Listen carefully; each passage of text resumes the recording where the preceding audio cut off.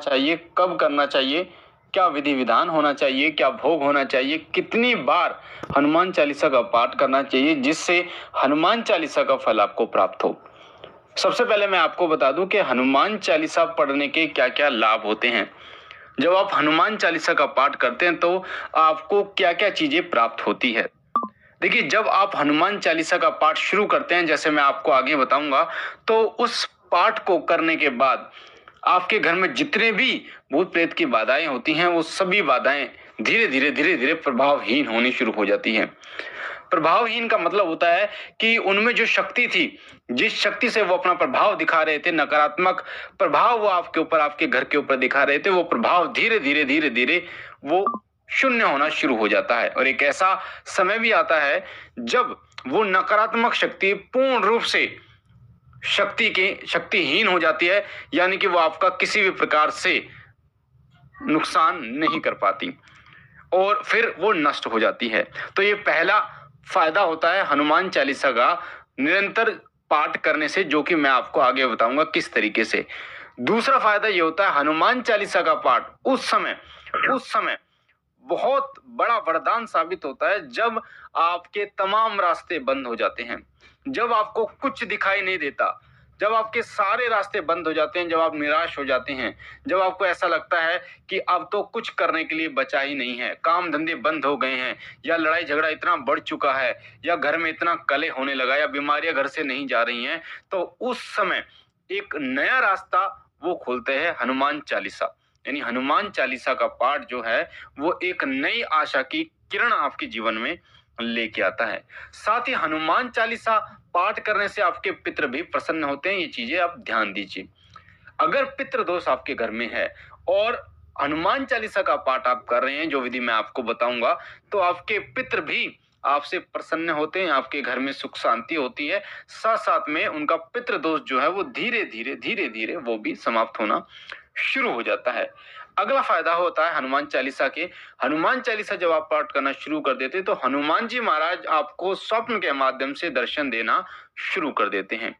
कई बार आपको ऐसा लगेगा सिंदूरी मूर्ति आपको दिख रही है, कई बार आपको ऐसा स्वप्न के माध्यम से दिखेगा जैसे आप मूर्ति पर चोला चढ़ा रहे हैं, कई बार आपको ऐसा लगेगा कि आप भंडारा कर रहे हैं, कई बार आप हनुमान चालीसा पाठ कर रहे हैं, हनुमान जी की मूर्ति के सामने आपको ऐसा स्वप्न के माध्यम से दिखेगा।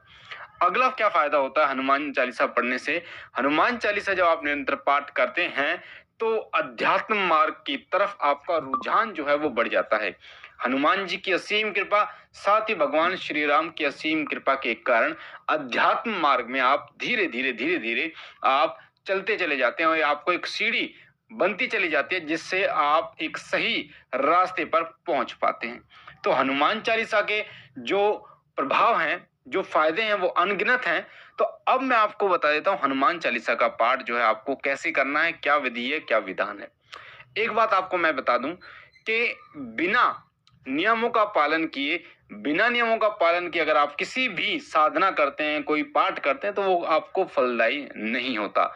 जैसे उदाहरण के रूप में, जब आप किसी देवता की स्थापना करते हैं, जब आप किसी की चालीसा का पाठ करते हैं, जब आप किसी की चालीसा, सुंदरकांड या फिर मंत्र का जाप करते हैं, तो उसका मतलब होता है उस देवता का आप आवाहन कर रहे हैं। आवाहन मतलब वो देवता, उस देवता को आप एक तरीके से न्योता दे रहे हैं, बुलावा दे रहे हैं। तो वो देवता जो है जब आपके घर में प्रवेश करने के लिए आता है तो आप वो चीजें देखता है कि आपके नियम जो है वो होने चाहिए। यानी कि जैसे हनुमान जी महाराज जब आपके घर में आएंगे तो नकारात्मक शक्तियों को हटा देंगे, पर आपके घर में तामसिक चीजों का प्रयोग उस समय होना ही नहीं चाहिए। इस चीज का ध्यान रखना, तामसिक वस्तुओं का प्रयोग बिल्कुल भी नहीं होना चाहिए। उस घर में हनुमान जी बिल्कुल नहीं आते।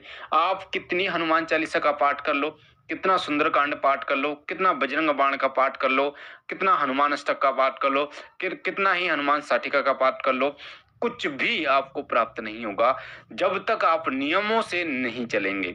तो पहला नियम होता है तामसिक चीजों का पूर्ण रूप से आपको परहेज करना होगा, तब जाके, क्योंकि हनुमान जी की सेवा आप कर रहे हैं तो उन्हीं के कदमों पर चलकर आपको उनकी सेवा प्राप्त होगी और श्री राम की कृपा भी आपको प्राप्त होगी। आपको उनकी सेवा प्राप्त होगी और श्री राम की कृपा भी आपको प्राप्त होगी। दूसरा नियम होता है जब भी आप हनुमान चालीसा का पाठ करेंगे तो मंगलवार को तो कम से कम पूर्ण ब्रह्मचर्य आपको धारण करना है। आप वैसे आप और दिन आप मत कीजिए, पर मंगलवार के दिन और शनिवार हो सके तो और अच्छी बात है, आप ब्रह्मचर्य का पालन कीजिए, शारीरिक और मानसिक। अन्य दिनों में आपको मानसिक रूप से पूर्ण ब्रह्मचर्य का पालन करना है। किसी के भी प्रति आपको गंदे विचार, गलत विचार अपने दिमाग में नहीं लाने। अब बात करते हैं कि हनुमान चालीसा का पाठ आपको कैसे करना। देखिए, हनुमान चालीसा का पाठ आप शुरू कर सकते हैं शुक्ल पक्ष के मंगलवार को, या किसी भी मंगलवार को आप हनुमान चालीसा का पाठ शुरू कर सकते हैं। हनुमान चालीसा का कभी भी पाठ करें तो 3, 5, 7, 11, 21 इस प्रकार की संख्याओं में आपको हनुमान चालीसा का पाठ करना चाहिए। दूसरी बात, कभी भी हनुमान चालीसा का पाठ करें तो कोशिश करें कि एक समय पर करें, एक आसन पर बैठकर करें, यानी समय जो है वो एक होना चाहिए। जैसे सुबह आप 6 बजे करते हैं तो सुबह 6 बजे ही अगले दिन करें, फिर उससे अगले दिन भी सुबह 6 बजे का ही समय आपको लेना है। तो एक समय पर जब आप करोगे तो उसका प्रभाव तीव्र होगा, और एक ही आसन पर आपको बैठकर करना है। ऐसा नहीं कोई दूसरा आसन ले लिया आपने, उस आसन पे किसी अन्य व्यक्ति को भी बैठने आपको नहीं देना। तो जब भी आप हनुमान चालीसा का पाठ शुरू करते हैं उससे पहले 1 सवा मीटर लाल कपड़ा, कोरा कपड़ा जो इस्तेमाल पहले नहीं हुआ हो, चौकी पर बिछाएं। वहां पर श्री राम दरबार की फोटो या हनुमान जी की वो फोटो जो आपको आशीर्वाद मुद्रा में दिखे, वो फोटो आपको उस आसन पर लगानी है। वो फोटो आपको बिल्कुल नहीं लगानी जैसे हनुमान जी लंका दहन कर रहे हैं, या फिर श्री राम और लक्ष्मण जो महाराज हैं उनको कंधे पर बिठा कर लेके आ रहे हैं, तो इस तरीके की फोटो नहीं लगानी। आशीर्वाद मुद्रा वाली फोटो आपको वहां पर स्थापित करनी है। उसके बाद आप जो कर सकते हैं वो कर सकते हैं, मंदिर में जाके हनुमान जी को चोला चढ़ा सकते हैं, घी का या चमेली का तेल और सिंदूर का चोला चढ़ा सकते हैं। कलावे की माला 11 बार गांठ लगाकर, 21 बार गांठ लगाकर, आपकी इच्छा है 11, 21, 51 बार गांठ लगाकर उसे एक माला का रूप दीजिए और भगवान हनुमान जी को आप पहनाइए। उससे हनुमान जी प्रसन्न होते हैं। मंगलवार का व्रत भी आप धारण कर सकते हैं। मैं आपको बता रहा हूं कि इनमें से जो भी आप करना चाहें वो कर सकते हैं अपनी सुलभता के अनुसार। साथ ही मंगलवार को प्रसाद के रूप में बूंदी जरूर बांटिए। मंगलवार को जो भी प्रसाद, अब बूंदी नहीं है तो कोई और प्रसाद आपके पास बने तो वो प्रसाद जरूर आपको बांटना है। दूसरी बात, उस जो आपने चौकी लगाई उस पर देसी घी का, सीधे हाथ पर देसी घी का दीपक जलाना है। दीपक की बाती जो है वो कलावे की होनी चाहिए। कलावा जो आता है जिसे हम मोली कहते हैं उसकी होनी चाहिए। साथ ही गुग्गल की धूप आपको लगानी है। इसका पाठ अगर आप शाम को करोगे तो बहुत अच्छी बात होगी। सूर्य ढलने के बाद उसका रिजल्ट जो है वो बहुत जल्दी आपको मिलता है। उससे पहले मैं आपको बता दूं, एक माला आपको श्री राम जय राम जय जय राम, श्री राम जय राम जय जय राम, श्री राम जय राम जय जय राम, श्री राम जय जय राम जय जय राम, श्री राम जय राम जय जय राम, इसकी एक माला आपको करनी। या फिर इसकी आप नहीं करते तो ओम राम रामाय नमः, ओम राम रामाय नमः, ओम राम रामाय नमः, ओम राम रामाय नमः। भगवान श्री राम से आपको प्रार्थना करने के, हे प्रभु श्री राम महाराज जी महाराज, हे भगवान श्री राम, जैसे तुलसीदास जी पर आप प्रसन्न हुए, आप जैसे तुलसीदास जी ने आपकी भक्ति की और हनुमान जी प्रसन्न हुए, उसी प्रकार मेरी भक्ति से आप प्रसन्न हो और हनुमान जी महाराज प्रसन्न हो और मेरे इस कार्य को पूर्ण करें। जो भी बाधाएं आपके घर में दिक्कतें हैं उनको आप बोलिए। इस प्रकार आपको एक माला करने के बाद फिर आपको 3, 5, 7 इस तरीके से हनुमान चालीसा का पाठ करना है।